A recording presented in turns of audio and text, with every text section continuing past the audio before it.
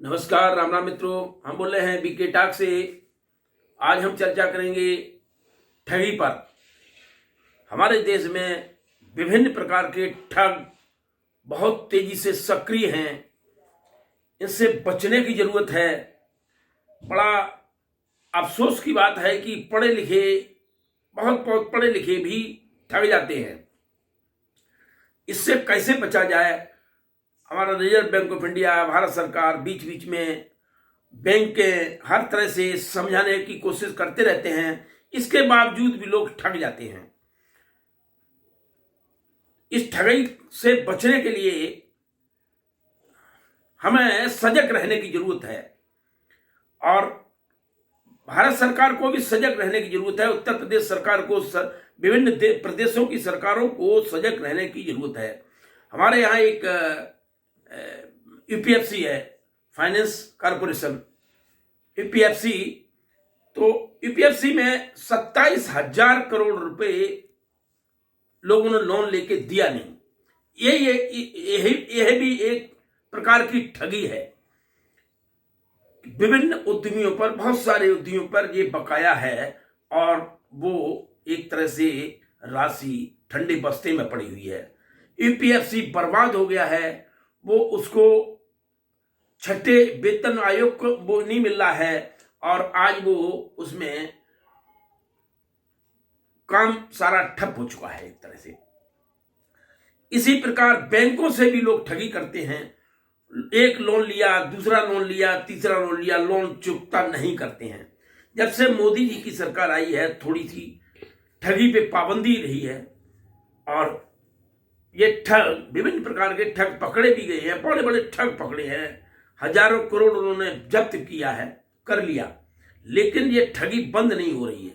ठगी, विभिन्न प्रकार के ठग, दूसरे तरह के और ठग जो पैदा हुए हैं, वो नौकरी के नाम पे ठगी कर रहे हैं। नौकरी, सरकारी नौकरी दिलवाने के नाम पे 8-8, 10-10 लाख रुपए ठग लेते हैं। अभी एक मामला प्रकाश में आया, कनाडा में नौकरी दिलवाने के नाम पे 10 लाख रुपए ठग लिए। कोई लोग जमीन बेच के, लोग अपने घर बेच के, हर तरह से पैसा इकट्ठा करके नौकरी के लिए देते हैं और वो ठग जाए तो उसके लिए एक आत्महत्या के कगार पर खड़ा हो जाता है। वो सारी जमीन जायदाद अपना बेच बाच के बाहर जाने का इरादा तैयार करता है और 10 लाख रुपए ठग ले गया। इस तरह से अभी कुछ दिन पहले 1 करोड़ रुपए ठगी का जाल चल रहा था कि एमबीबीएस को लेके, एमबीबीएस के नाम पे ठगी चल रही थी, दाखिले के नाम पे ठगी चल रही थी। इस पे हमें सख्ती करनी होगी। एटीएम की, और ये तो आम बात हो गई, ये फाइनेंस आम बात हो गई। ये ठगी जो एटीएम से पैसे निकालने के बदल लेते हैं, एटीएम बदल देते हैं, छोटी छोटी चीजें हो गई हैं। एटीएम से दूसरे के एटीएम से खरीदारी कर ली, एटीएम से पैसे निकाल लिए।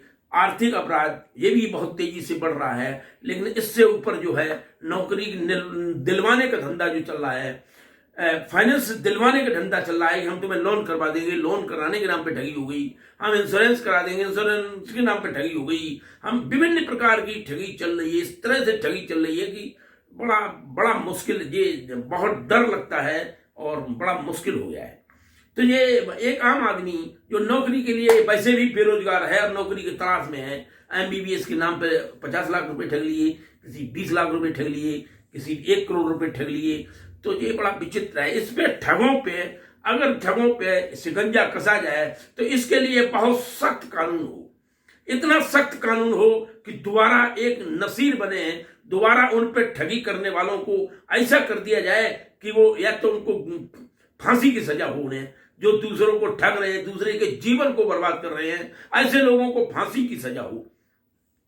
जब तक फांसी की सजा नहीं होगी, कड़ी कार्रवाई इनके ऊपर नहीं होगी, तब तक ये ठग चैन से नहीं बैठेंगे। दूसरे दिनों दिन नए ठग पैदा होते चले जा रहे हैं। विभिन्न जिलों में बैठे हुए, विभिन्न प्रदेशों में बैठे हुए दूर दराज बैंक के नाम से ठगी कर लेते हैं। अपना ये नंबर बताइए, अपना आधार कार्ड नंबर बताइए, आपको ये होना है, आपको वो होना। इस तरह से दूर बैठे हुए बैंक को साफ कर देते हैं। आपके खाता नंबर खंगाल के तैयार लेके उसके बाद अकाउंट साफ कर देते हैं। तो ऐसे लोगों को पकड़ के इनके ऊपर सख्त से सख्त कार्रवाई होनी चाहिए। या तो इनका एनकाउंटर हो जाए या फांसी की सजा हो। तो मैं इनके कड़ी कड़ी कार्रवाई करनी चाहिए और इनके ये पकड़ जाए तो इनकी जमीन जायदाद बेच के इनको पैसे की वसूली होनी चाहिए। एक आम आदमी परेशान है, एक तो बेरोजगारी बहुत तेजी से बढ़ रही है, ऊपर से ठगी भी बहुत तेजी से बढ़ रही है। इस ठगी का अंत होना चाहिए, बहुत हो गया, इस ठगी का अंत होना ही चाहिए। हम मोदी जी से अपील करते हैं, विभिन्न प्रदेशों के मुख्यमंत्रियों से अपील करते हैं, इस पे सख्त से सख्त कानून बने, सख्त कार्रवाई हो, जिससे ये ठगी रोक सके और सरकारी पैसे की भी वसूली हो, बहुत बहुत कड़ाई से पालन हो इसका, तभी ये सही बैठे काम करेंगे। नहीं तो ऐसा ही ठगी चलती रहेगी और हमारा देश बर्बाद होता रहेगा, हमारे लोग बर्बाद होते रहेंगे, बेरोजगार लोग ठगते रहेंगे। इसलिए इन पर बहुत कड़ी कार्रवाई करनी चाहिए। जय हिंद, जय भारत।